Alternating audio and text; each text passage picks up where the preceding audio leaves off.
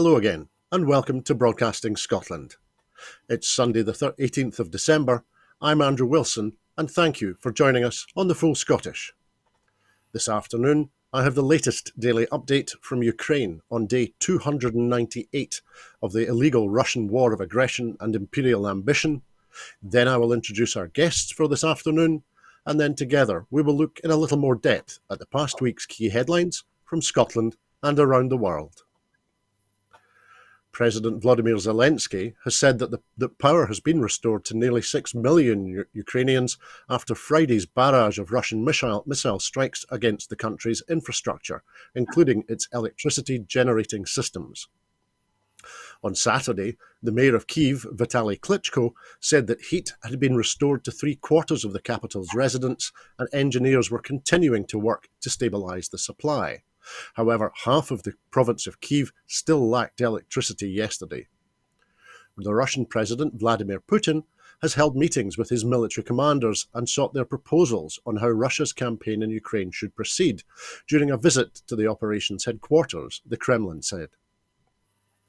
Russia has claimed its mass strikes against Ukraine on Friday were part of preventing foreign weapons being delivered to Ukraine.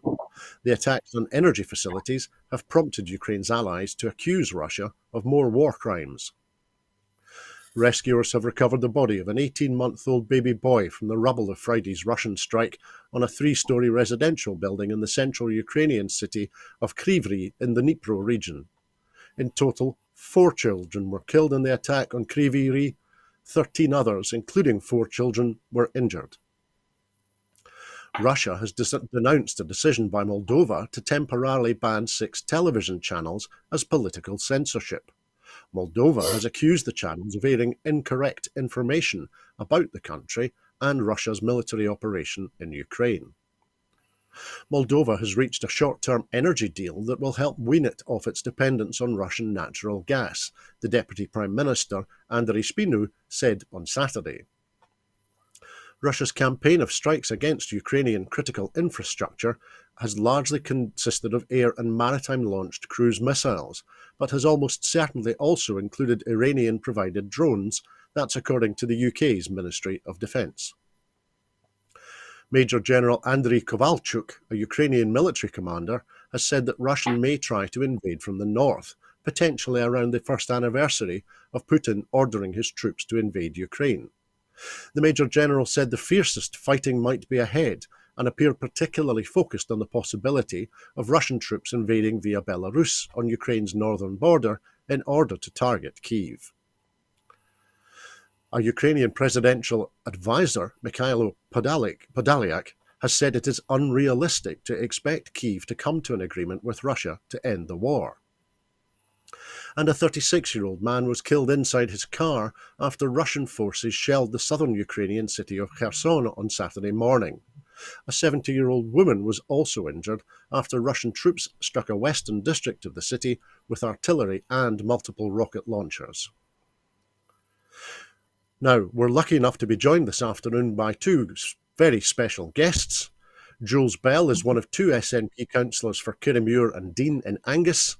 In addition to the Angus Council, Jools chairs Angus's Health and Social Care Integration Joint Board, and she sits on the Cllr Health and Social Care Group, Tayside NHS Board, Public Health Scotland, and Voluntary Action Angus. And she's also on the National Committee of Women for Indy. Jools, good afternoon. How are you keeping? It's nice to see you, Andrew.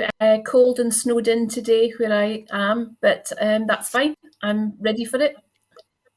So long as you're keeping safe and warm, Jools, that's the important thing. And Drew Hendry has been the SNP MP for Inverness, Badenoch and Strathspey since the 7th of May 2015. Drew became MP by beating Danny Alexander, who'd been MP for more than 10 years. Prior to that, he served on the Highland Council since 2007, and he's now the SNP spokesperson on Foreign Affairs in Westminster. Drew, good afternoon. How are you keeping? Good afternoon. Glad to be joining you today. Well, thank you, Drew. Thank you both for joining us this afternoon on the Full Scottish. Now, our first item today is that John Swinney announced the Scottish budget this week against the background of Murdo Fraser braying about media leaks. Some neoliberal think tanks said the budget played up spending increases and hid cuts. But the real challenge faced by all Scottish governments is how to bake a bigger pie using the same amount of ingredients. So the introduction to the budget this year reads, the Scottish Government budget for 23-24 takes place in the most turbulent economic and financial context most people can remember. The cumulative effect of the war in Europe, surging energy prices, raging inflation, damage to the labour supply and trade due to Brexit, along with the spectacular financial mismanagement of the UK governments, creates the most difficult set of conditions in which to set a budget. At no stage since the reconvening of the Scottish Parliament in 1999 have the conditions been more volatile and the dangers more severe. Now, that's just the opening paragraph to the budget statement this year. Jools, it struck me from that just how very little our Scottish Government can do to influence or change the factors that are described in the introduction. You're absolutely right. And we won't know until tomorrow what our slice of that pie looks like, what size it is yet.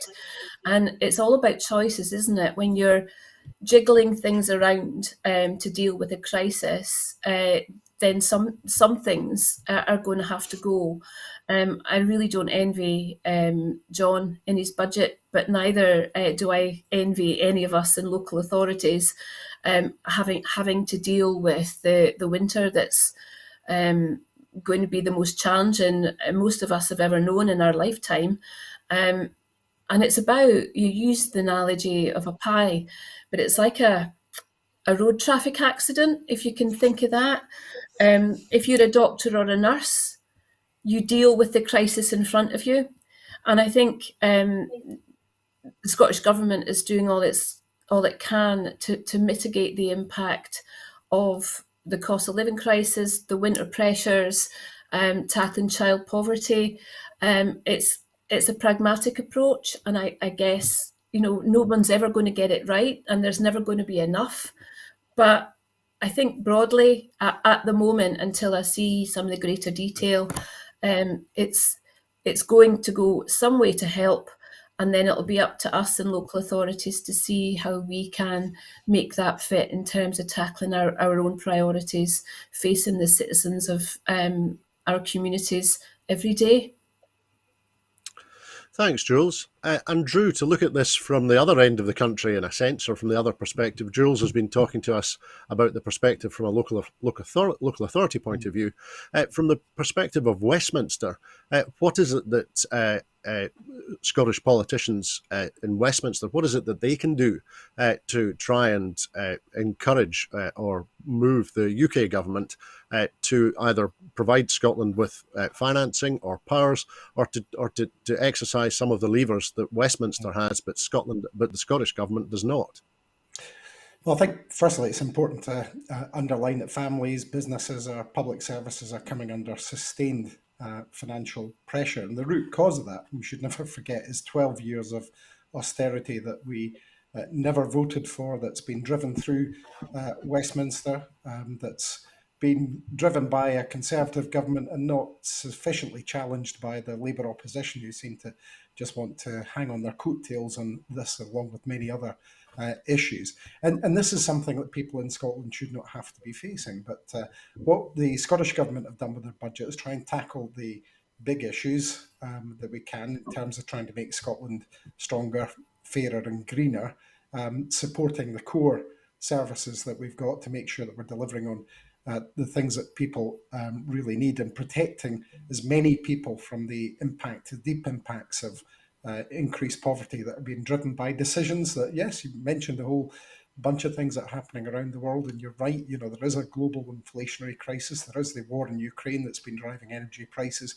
but you should never forget that last bit of the opening paragraph when they're talking about the negative effects of Brexit, and the fact that what we've seen is food prices in particular soaring because of increased import costs, red tape on goods that we never had before that we now have with the European Union, and of course a lack of labour and so forth to do the jobs that we need because of the frankly ludicrous and self-harming policies of the UK government in terms of immigration. But to get back to your question, what can you do at Westminster? Well, there's a lot the UK government could do at Westminster. They could stop making daft and harmful decisions like the mini budget. They could decide to take a different path from austerity. They could use some of the £54 billion they aim to earn from largely Scottish resources over the next few years from Scottish oil and gas and renewables in the main in terms of windfall taxes to support people more directly, but they're choosing not to do that. And their spending priorities are frankly out of whack. They're not the ones that we would make here in Scotland. And all that this budget has done is really show up the limits of devolution and the fact that, whilst these bad decisions are being taken at Westminster, the Scottish public are going to continue to be shortchanged. People in other nations in the UK are being shortchanged as well, but we have a viable alternative that we should be grasping through independence. And basically the Westminster system is broken. So no matter how hard people like me and my colleagues shout about the fact that this is the wrong way to do it, unless there's a sea change in attitude at Westminster, which I don't see coming, it looks like the only route, the only escape route for people in Scotland is the full powers of independence so that we can make choices here for ourselves. Thanks, Drew.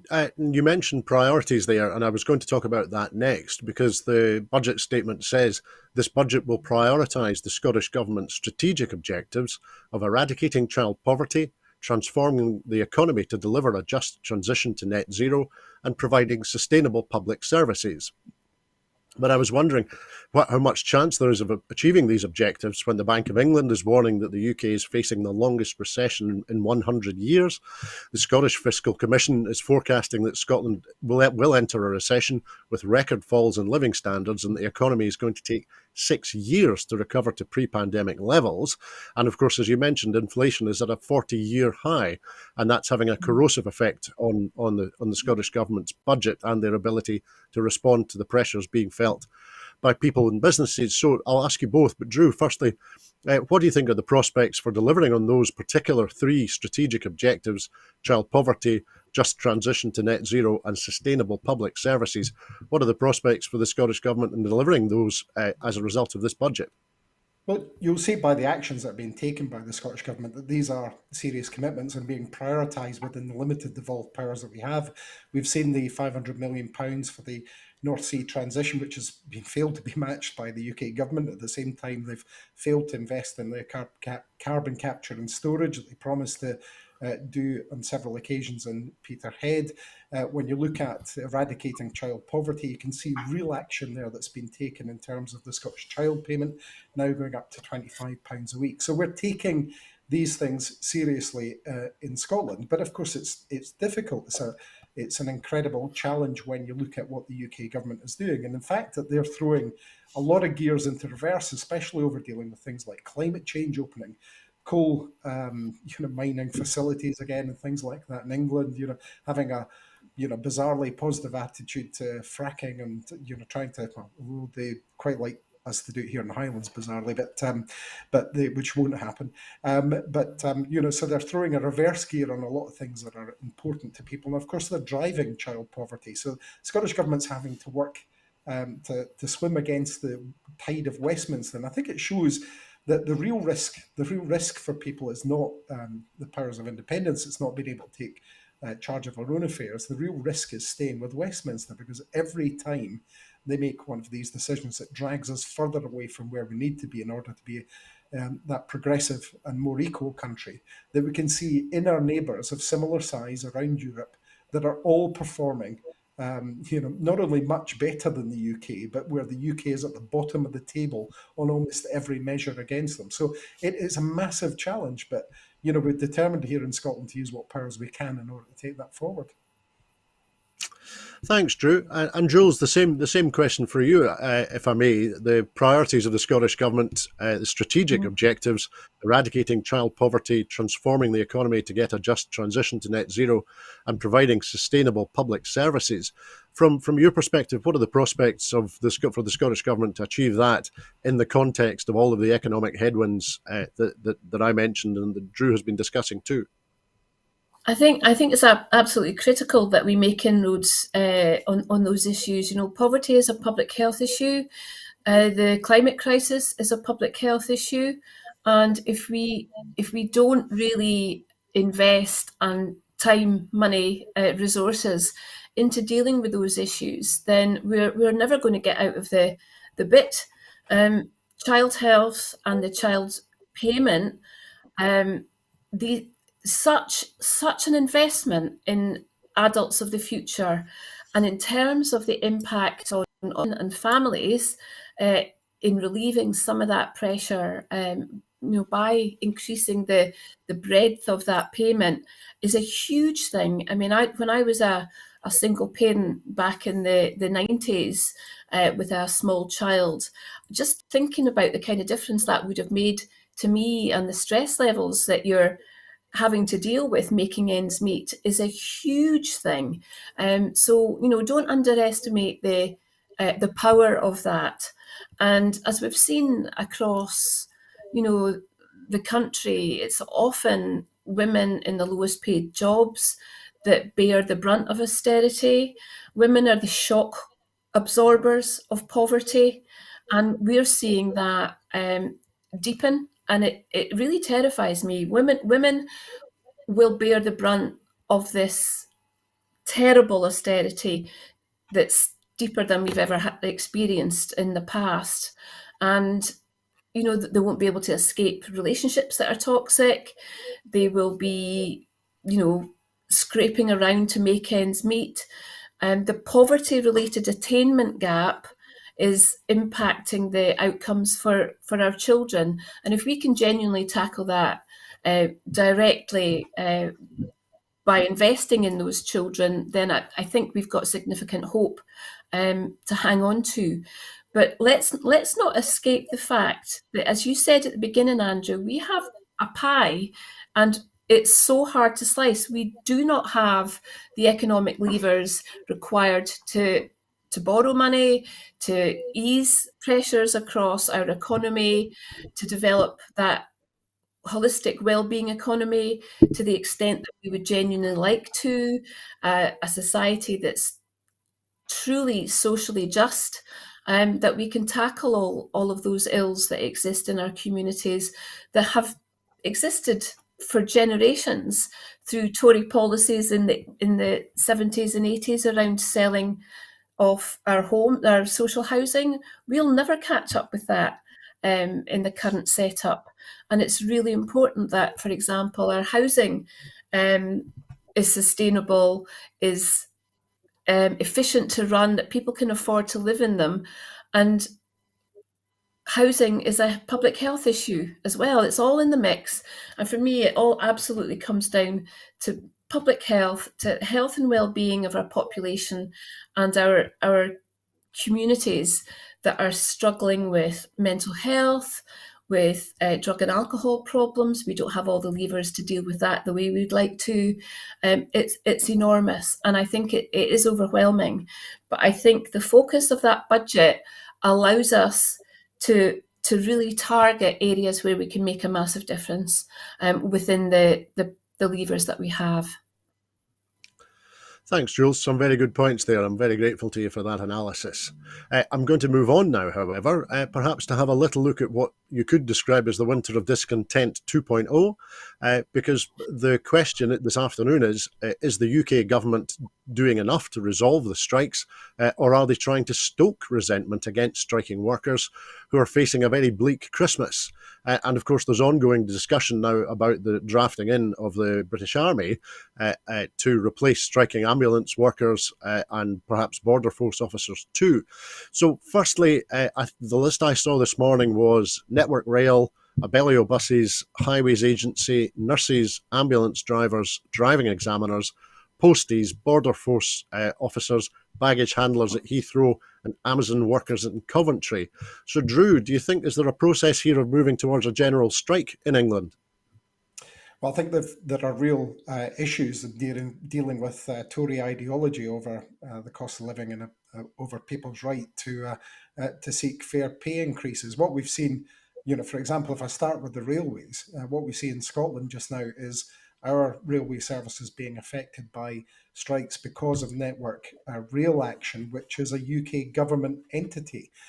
So it's the part of the rail network that we don't have in Scotland, and yet we're still being affected by the strikes there.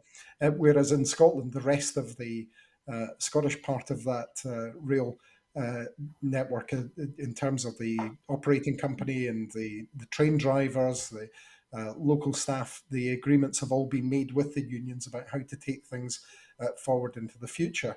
So you can see right away there's a power that we should have here in Scotland that would be immediately giving us benefit and able to operate our rail services. But when you look at your bigger question about the strikes in England, again, you can see that the nurses are out on strike. Again, you can see the effort that was put in here in Scotland to sit down with the unions, to try and discuss a way forward, to look at how we could come to a fair settlement to make sure that people didn't have to go on strike. Because, I don't know a single nurse that I think would want to go on strike just now, but people are feeling the pinch, and they've got every right to take the action to make sure they're protecting their livelihoods just now. But there are a wide number of different entities on strike, as you pointed out just now, not least of which is the Royal Mail Workers, a private company, but again, part of that mix of striking workers just now. The Royal Mail is something that was privatised by the UK government. The service has been reduced and threatened ever since, and the posties are not just out on strike about pay there, they're out on strike about whether or not they're able to maintain the universal service commitments that have been put in place to protect that service, because there's no doubt the Royal Mail would like to get rid of them. So there's a whole mess of different issues, but at the heart of it is the ideology about tackling the unions, about further privatisation, about not understanding, that when there are policies about wealth, those things should be about wealth and equality, as opposed to the wealth inequality that we've seen through the actions that have been taken by the UK government. It's striking that while people are striking, one of the things that the UK government kept from the mini budget was the removal of the cap on bankers' bonuses. Now, in context, that's obscene. So they're saying that some workers should be limited in terms of getting a reasonable settlement for what they've got, whereas if you're right at the top of the chain, you should be unlimited in terms of the rewards you get. So, this is an ideological issue. This is, again, thrown into sharp contrast how differently we would deal with things here in Scotland to the way they're dealt with in Westminster. And there's absolutely no doubt that the heart of all of this at the moment is a set of ideological programmes that have gone on through the Tory UK government at Westminster and led to this situation. How they get out of it, I don't know. I do know that people are suffering in terms of the money they're losing while they're on strike, but they've every right to do that, to make the point. And the UK government really need to wake up and start engaging with this in a positive way and understanding that some of the conditions that they've created and the way they're affecting people. Thanks, Drew. And Jools, a couple of things. Do you think, are we continuing to see a hardline policy of tabloid politics from a Tory Downing Street? By tabloid politics, I mean politics which are posturing and behaving solely and exclusively to appeal to the ever-shrinking readership of the Daily Mail and the Daily Express. And at the same time, is such a hard right populist approach, do you think it will be successful against, for example, nurses and ambulance drivers, people who the Tory government was delighted to clap for, but apparently doesn't want to pay? Mm-hmm. I think, people will see the Tory intransigence and work it out for themselves. I think the power of publications like the ones you mentioned and the S*Sun. I've seen photographs of that being chucked into bonfires to keep striking cosy, are on their last legs. I genuinely think people are, the longer it goes on, they're seeing how the Tories operate and who their friends are, and that they, like us, the general public, have nothing in common with them. My dad was a postie when we were little, And I well remember him being on strike at that point, and then I remember the railway strikes in the 90s, and I was really quite pleased at that point. I remember having these conversations around seeing unions get a bit of their teeth back. I mean, I was brought up in quite a socialist household, so I do think. Well, I absolutely respect the right to strike, and I'm really glad that we were able in Scotland to get round a table. We've got a much longer history, I think, and my experience working in the NHS before I became elected is that getting round the table and working things through. And for me, it's about doing politics differently. This confrontational zero sum game is past its sell by date. You need to work with people, and I think the unions up here recognise that with the best will in the world, there had to be a middle ground that was reached. Because Scotland and the Scottish Government do not have unlimited funds, and that there are other equally deserving calls on pay increases. It's a really tough one, but I certainly I hope the UK government gets round the table. But I mean, Drew's closer to it than I am, and I'm deeply sceptical about their approach to people management. There's no Absolutely. fairness in what they take to the table. Absolutely not. That's a very good point, Jules. Thank you. And Drew, perhaps to expand on the fairness point that Jules is making, the British Army is now one of the smallest in Europe and is smaller than it has been for more than 400 years. And military figures have been telling the Sunday Telegraph that it's hypocritical to try to use troops who have received one of the smallest public sector pay awards and who cannot legally strike to cover for other public servants who can.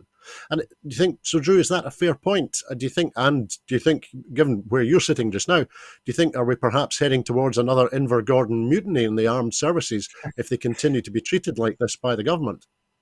Well, I wouldn't. Obviously, you want to avoid mutinies wherever you can, but I would say that it's indicative of the situation just now that we're having a discussion about the army being used in a strike situation. This is the 21st century. We're supposed to be, in a place where where the government that has the majority of powers over us should be, working for the benefit of its people, and yet we're talking here about the possibility of the army being, deployed to do basic services that should be, in place as part of the ordinary running of the state, and that in itself, I think, is the a damning indictment of where we are with Westminster, and particularly with the Tory government just now, who've been chaotic. And ever more chaotic throughout the 12 years they've been in power. Never let them get away with saying this is a new government under Rishi Sunak, the way they tried to say it was new under Liz Truss or new under Boris Johnson or new under Theresa May. They've been in power for 12 years and they've been grinding things down to this stage where, like say, we're now having a discussion about the army. Frankly, it's ridiculous. What they need to do is they need to actually have a complete change of tack.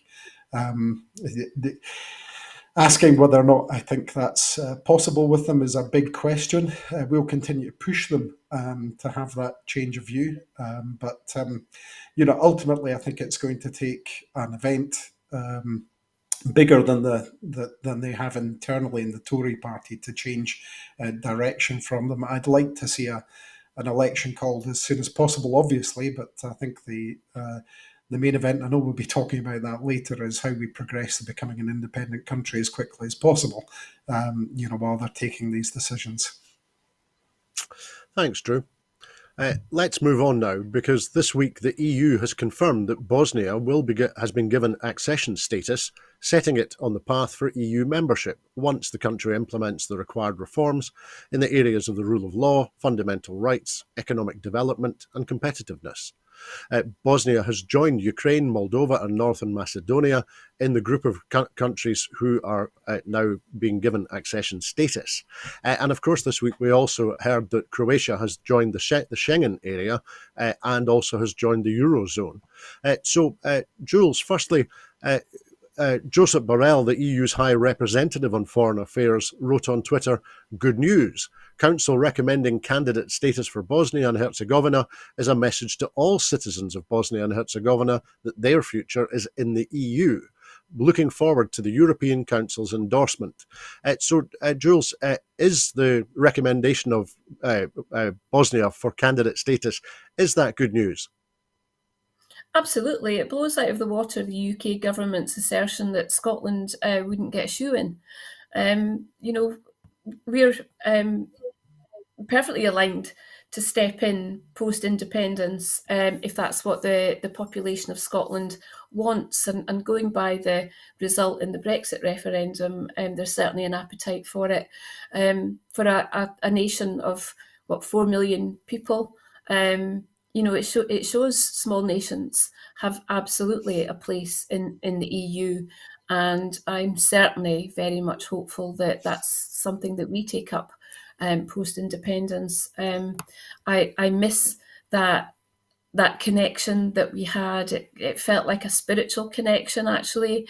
I'm from a part of the world where there've been long trading relationships with Europe and the Baltic states, for example, on the east coast of Scotland.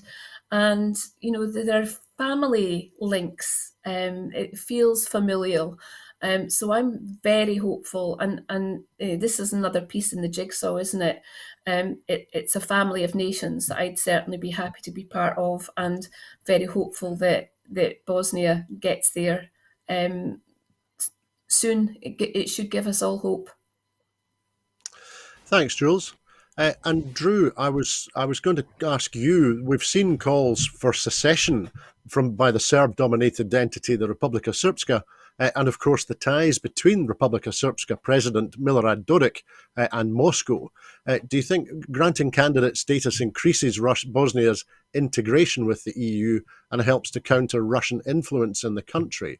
Supporters of the EU's eastward expansion have argued that the bloc's engagement with the Western Balkans is vital for protecting European security in the face of Russian aggression. So is that what's really going on here? It's about European security.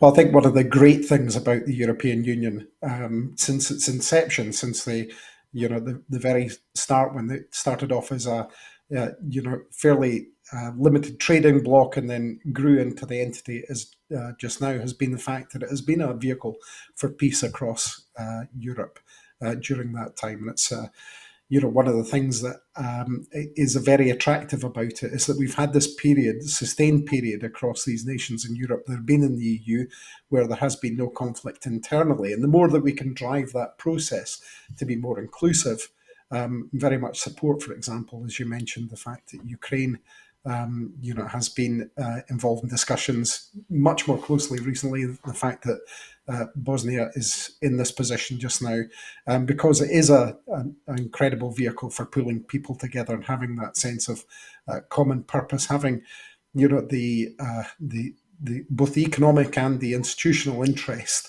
in peace and combined prosperity that you can get moving forward.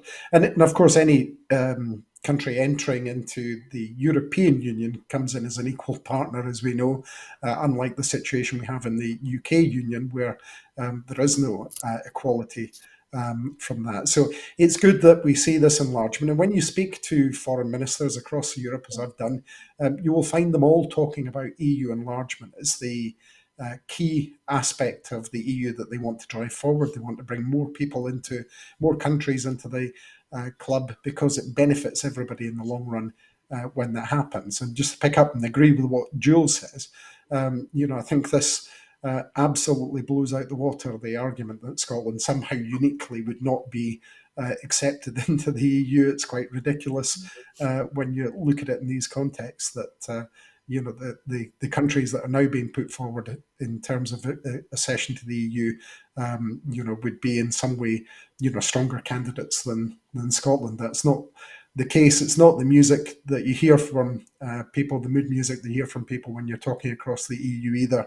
And I think this is just another example of where we can rebut the argument that says somehow Scotland couldn't succeed uniquely like these other countries who have far less resources, who are in have more work to do than Scotland in terms of getting to the situation where they can qualify for accession into the EU. And anything that, as I say, to go back to the original point, anything that promotes peace and restricts the imperialist advances of people like Vladimir Putin has got to be good news. Thanks, Drew. And Jools, there was one other aspect to this broader story. I was thinking about the Croatia entering the Eurozone, which will happen next month. Once that happens, there will be 7 EU countries that don't use the euro: Bulgaria, the Czech Republic, Denmark, Sweden, Hungary, Poland, and Romania. And I was wondering whether that perspective and that position might help us to consider the question of currency for an independent Scotland, either in or out of the EU. In that list of countries which are in the EU but don't use the euro, there are some large economies in there. There's Denmark, Sweden, and Poland, for example. So, do you think, is there any? Can we, in terms of discussing currency for a future independent Scotland, can we perhaps use this information as a way of helping to dispel some of Project Fear, some of the myths and stories that are told to us about what would happen once Scotland becomes independent? I think the Eurozone needs to be in the mix. I personally am not averse to it. I think there's a lot of merit in it, and I know from my travels in Europe how easy it is to move around with the euro, and no faffing around getting money changed. That's been great in the past, so it definitely needs to be on the table. I think there's an emotional attachment to the idea of a Scotland, a Scottish pound, or a new currency to wipe the slate clean. But I do think that's a debate that the country needs to have. There are different views, and I think probably the overriding factor for me is what's the best economic outcome of that decision, and we need to have that discussion together, no question. But I'm quite fond of the euro. I wouldn't see it as a capitulation or a loss if that's the road that we went. I'd be happy to support it. Certainly from where I am at the moment, would be keen to have that discussion on a wider basis, definitely. Great. Thanks, Jules. Now then, I'm looking at the clock, so we'd better keep moving this afternoon because the EU responded swiftly to allegations of corruption this week, with one MEP being immediately stripped of her deputy president of the Parliament role and imprisoned on remand pending inquiries. Quite a difference, perhaps, to the UK. For example, where some certain noble lords and ladies who are alleged to have broken the rules or the law, and of course in the US, where the January 6th committee of the House of Representatives is said to be planning to refer Donald Trump to the Justice Department. So, Drew, firstly, we'll look at London in the first circumstances. In 2 reports published on Friday, the House of Lords Conduct Committee recommended a suspension of 9 months for the Earl of Shrewsbury and 6 months for the Labour-appointed peer Baroness Mary Gowdy. They were suspended from the upper house for long periods for taking thousands of pounds to promote companies in breach of parliamentary rules. And of course, I'm not forgetting Michelle Mone, who is taking leave of absence from the House in order to clear her name of the allegations that her lawyers say have been unjustly levelled against her. That move, of course, came after The Guardian revealed that she appeared to have received tens of millions of pounds originating from the profits of a PPE company.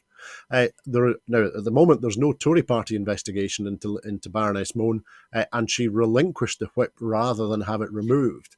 So, Drew, do you think, is this an indication that there are problems of governance in the House of Lords? Well, there have always been problems of governance in the House of Lords, and indeed Westminster. You only have to look at what's been happening over the past couple of years, from Partygate through to Cash for Owners, which has been going on for for decades now. The real issue here is the fact that they've actually had to take action shows you how bad it's got, because it's actually quite unusual to see some kind of action taken to suspend people in the UK parliamentary setup. So I suppose on one side you should say that's quite good that there's something happening there, but actually all it does is really just expose the depth of the problem that is going on in Westminster just now with the levels of cronyism, corruption, all of the things that we've seen, these fast track lane contracts, everything else that's been done.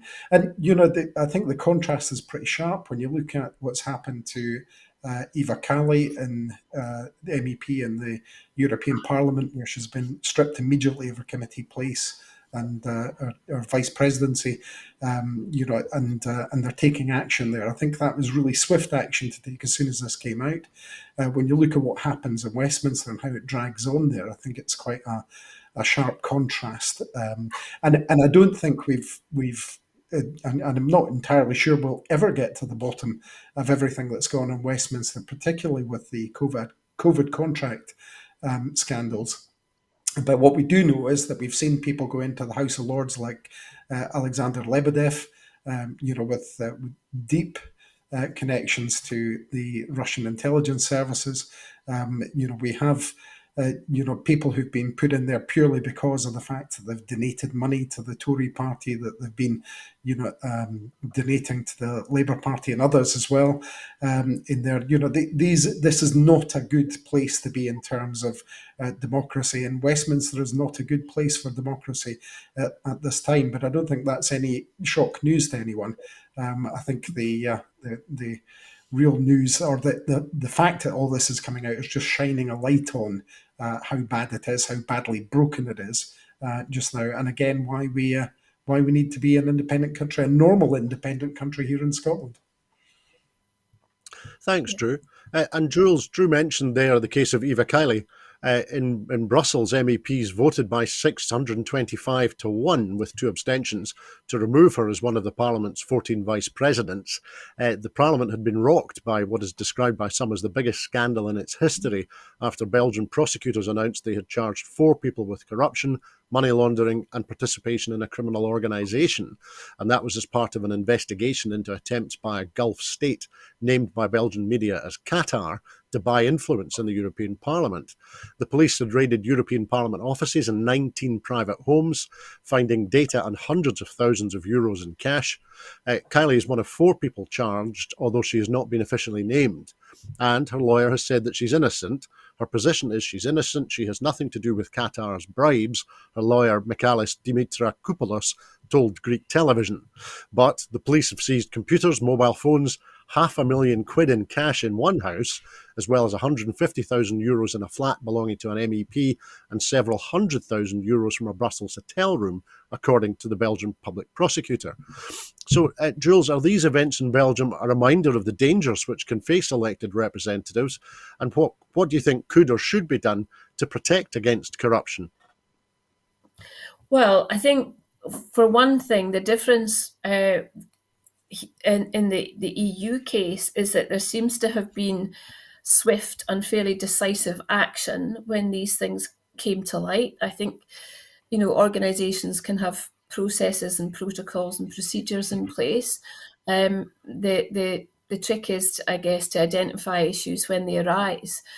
But it does throw into sharp focus the difference between the EU and the UK government when there's generations upon generations upon generations of entitlement that makes up the establishment, and the way that people circle the wagons around their own.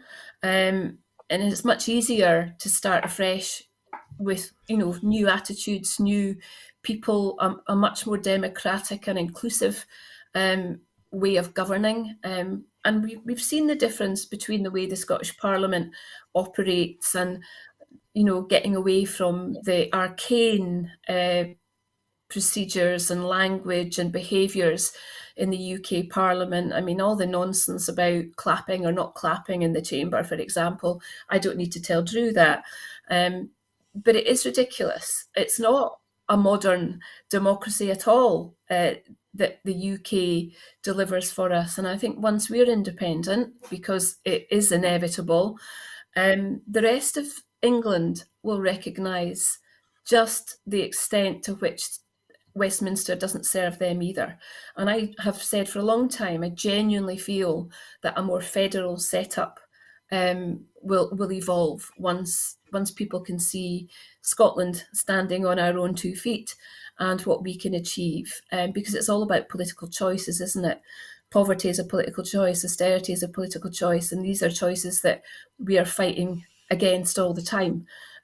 So in terms of the EU, I think it's a much more modern and democratic construct. And if they can be seen to be dealing with things like this efficiently and seriously, then that for me really consolidates my view of I would rather be an equal partner in the EU than part of a corrupt and arcane UK government in Westminster that's not serving anyone's interests apart from their own. So I look forward to seeing the outcome of that. Everyone is supposed to be innocent until they're proved guilty. So let's see how that plays out. But the key for me was responding really quickly and decisively when these things come to light. Thanks, Jules. And you used the phrase circling the wagons there, and we were going to talk about Donald Trump. So what circling the wagons was a particularly appropriate metaphor, but I'm looking at the time, and I don't think we've got time to delve into him as well. So I'm confident that on Broadcasting Scotland, we will be talking about the House January 6th Select Committee this week, but we'll put Donald Trump to one side for the moment and move on, because yesterday, a fifth opinion poll showed a majority support for Scottish independence, and the SNP announced that their Democracy Scotland conference will be held on the 19th of March in Edinburgh. So, Drew, the SNP business convener Kirsten Oswald MP said that the recent UK Supreme Court ruling that the Scottish Parliament does not have the power to hold another vote, she said it has galvanised the Yes movement. She said the Supreme Court verdict has galvanised the Yes movement right across Scotland. More and more people recognise independence not just as desirable, but necessary. This is reflected in the past 5 polls, which show a clear and sustained support for Scotland's democratic rights and independence. This surge in support will be terrifying the Westminster establishment. So, Drew, is Kirsten Oswald right? And are you feeling galvanised?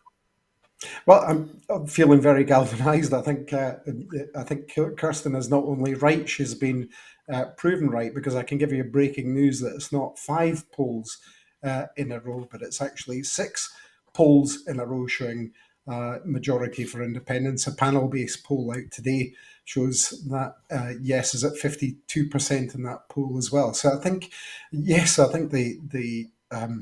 those who would deny Scotland's democracy are absolutely terrified just now. They can see the consistent view of the Scottish people that they will not be told that they cannot have a choice over their future. And that is absolutely focusing minds on taking independence forward, for them to be able to claim their own right to make their own decisions about how that they are governed in Scotland. And you know, this is an absolutely fundamental democratic right for people to be able to choose their future, to choose how they're governed, to make those decisions here in Scotland. And as I say, I think the decision to deny a Section 30, the fact that the Supreme Court has come out with this judgment has really focused minds. And we've been talking a lot today about what's happening at Westminster. All of that puts everything into a clear light, a sharp focus about the choices ahead for people. So Kirsten is absolutely right. I'm really looking forward to the conference. I think it's incredibly important that we have a clear view of how we want to take this forward, and that needs to be membership driven. That needs to be something that comes from and is agreed by our membership. There will be, obviously, there's a need for wider engagement across the rest of the Yes movement, but as a SNP MP in the first instance, I think the conference is vital. It will set us up for going forward, and it will build on the fact that people in Scotland are now showing for 6 consecutive polls that they want to see Scotland as an independent country, and they want to see Scotland having the right to make that choice. Thanks, Drew. And I will ask you both in a moment what it is you'd like to see and hear on the 19th of March in Edinburgh. But before we do that, Jools, the Scottish Conservative Constitution spokesman Donald Cameron said this needless diversion proves the SNP aren't a party of government, but are more obsessed with campaigning for independence. The timing will jar with Scots worried about their household finances. He went on, the Nationalists are tired after 15 years in power and are merely looking for the next constitutional lily pad to hop onto. Now, apart from the deeply weird froggy winter courting lily pad metaphor, do 6 polls, as Drew has just revealed, do 6 polls in favour of independence suggest to you that the independence movement is tired? I think the Conservatives seriously fail to understand the psyche of the Scottish population. As soon as we're told that we can't do something, we get uppity. And I'm okay with that. I think that re-energising of determination to address independence as an urgent necessity is starting to pervade much wider beyond the confines of the existing Yes movement. And as a member of Women for Independence since 2014 and on the committee since 2015, we've been talking to women across the country who have been scared by the tactics first time round and conversations like that, and having those discussions, listening to what women are worried about, listening to what affects them on a day-to-day basis, and addressing those concerns around what independence can and will bring is giving people a lot more confidence when it comes to their voting intentions. And even without that conversation, people are seeing that everything the Tories do in government in Westminster is helping the independence debate, because they are getting it so spectacularly wrong that independence isn't just an option, it's the option, it's the solution, it's inevitable. And when you look at the demographics, our young people are really positive about independence. They absolutely get it. They see the behaviours and the attitudes coming from government legislation doesn't mean anything to their day-to-day lives. They're seeing what the Scottish Government is doing, and things like health and social care, for example, where we've got devolved powers over that we are looking after people differently. We are treating our public sector employees differently. It's a trajectory that we're on, and I've said before, and I'll say it again. The Westminster government should be seeing independence for Scotland as inevitable and start planning for it sensibly, for a proper planned transition, because we are.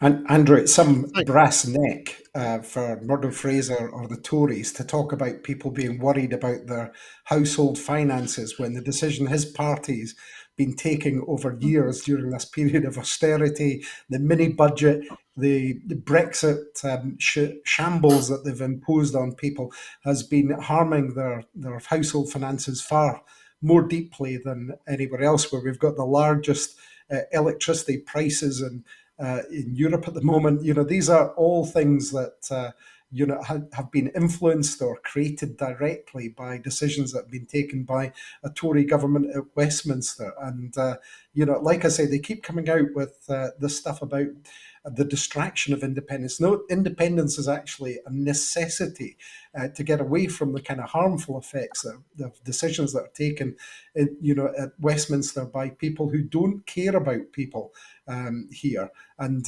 have no understanding or interest in making progressive choices in order to make people's lives more equal and to see us having a greener and fairer and stronger Scotland. So, we will take absolutely no lessons from Murdo Fraser the unelected Murdo Fraser, I think, in 8 elections that he's stood in. That's a very fair point, Drew. No one could be surprised by accusing Donald Cameron or Murdo of having a brass neck. But Jools, finally, to conclude this afternoon, in terms of the conference which the SNP has announced for the 19th of March, the Democracy Scotland conference, what are you hoping to see or to hear from that conference in March? An openness to listen to what our members are saying, and bear in mind I'm here today with 2 kind of hats on as a councillor for the SNP as well as Women for Indie. Drew touched on it. I think it's really important that we discuss common ground with the wider Yes movement, and that this conference will be part of a process rather than an end game. I think we need to engage for those with whom we share core values and visions around the future of an independent Scotland and what that's going to look like. And one thing that's really important for us in Women for Indie is that way of doing politics differently, and we need to take people along with us that haven't previously supported independence, because people need to be able to see a place for them in that independent Scotland, hopefully a republic, and to help shape that vision. And even in my local authority election in 2017, we were hearing some Conservatives on the doors saying, well, I'm not necessarily averse to independence, but what's in it for me? How will that improve my life? So I think there are wider discussions to be had, and I really hope that conference isn't an end point. It's part of a discussion around where we as a party want to go with that, but how we engage with the wider Yes movement, and Women for Indie will definitely be part of that.